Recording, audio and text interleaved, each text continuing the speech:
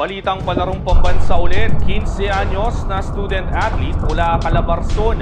Umaani ng papuri ngayon matapos ang highlights sa palarong pambansa. Alamin yan sa pag-abante ni Mr. Six Digits, Rog Nicolas.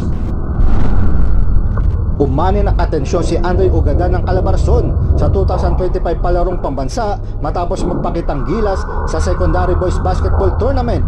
Sa isang viral clip mula sa Boys Simple Sports, makikitang lumilipad sa air si Ugadan habang kumikompleto ng 100 layups at malalakas na dunk sa Centennial Arena sa Ilocos Norte nitong linggo ng gabi. Ang 6'3" na si Ugadan na kasalukuyan naglalaro para sa San Beda Taytay ay 15 anyos pa lamang, ngunit agaw pansin sa mga UAP at NCAA scout na sa venue.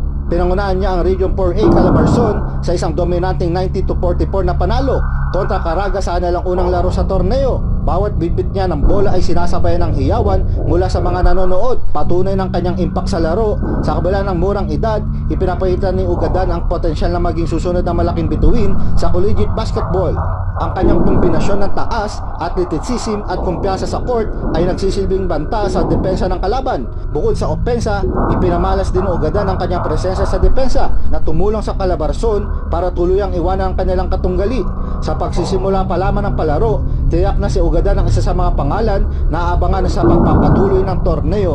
Ako si Rog Nicolas.